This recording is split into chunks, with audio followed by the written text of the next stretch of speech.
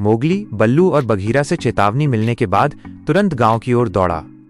रात गहरा रही थी और नीली भूरी चमकती हुई धुंध तेजी से गांव के प्रवेश द्वार तक पहुंच रही थी। जैसे ही धुंध गांव के पास पहुंची, हवा में तीव्र बेचैनी फैल गई। लोग डर के मारे चिल्लाने लगे और पालतू जानवर पागल होकर भागने लगे। ये श्राप सिर्फ भौतिक नहीं था, ये मन में भ्रम और पागलपन पैदा कर रहा था। मोगली सीधे मुखिया के घर पहुंचा। मुखिया घबराए हुए थे। मोगली ने दृढ़ता से कहा, मुखिया, ये शेर खान नहीं है। यह प्राचीन अंधेरी ताकत है जिसे किसी ने खंडहरों में जगा दिया है। इसे बंद करने की जरूरत है। मुखिया ने मोगली पर विश्वास किया, लेकिन गांव वाले नहीं माने। गांव के कुछ बड़े बुजुर्गों ने चिल्लाकर कहा, ये जंगली बच्चा झूठ बोल रहा है। ये कोई श्राप नहीं, ये जंगल का बदला है और इसे केवल बलिदान से शांत किया जा सकता है। मोगली समझ गया कि उसे पहले सच्चाई बतानी होगी। उसने बीरू को जोर से आवाज दी, जो एक कोने में कांप रहा था। मोगली ने उसे घूर कर देखा। बीरू, मैंने तुम्हें बचाया है, लेकिन अब तुम्हें गांव को बचाना होगा। बताओ, तुमने खंडहरों में क्या किया?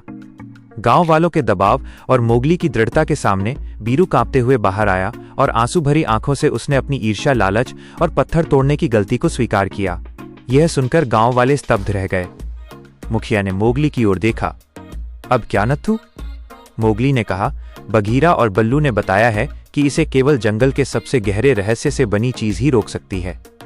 बघीरा ने मोगली को दूर विषैले पत्थरों की घाटी में उगने वाली एक चमकीली दुर्लभ जड़ी बूटी के बारे में बताया, जो श्राप को बेअसर करने की शक्ति रखती थी।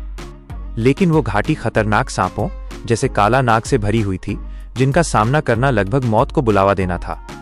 मोगली ने बिना किसी हिचकिचाहट के मुखिया को शिकारी चाकू सौंपा और कहा, मैं जानवरों की भाषा जानता हूं और मैं बचकर निकल सकता हूं।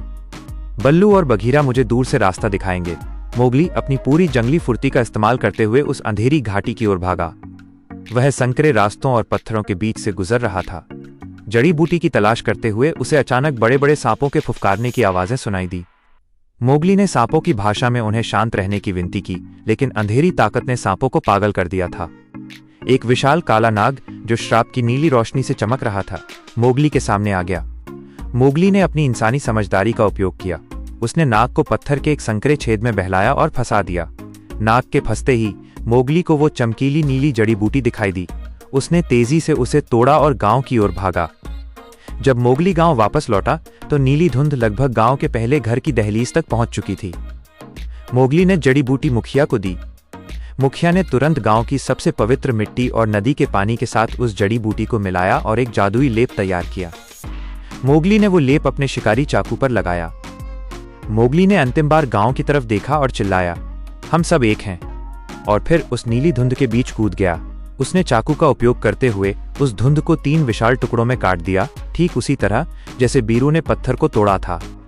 जैसे ही मोगली ने धुंध को काटा, तीव्र प्रकाश फैला और धुंध चीखती हुई खंडहरों की ओर वापस चली गई और हमेशा के लिए शांत हो गई।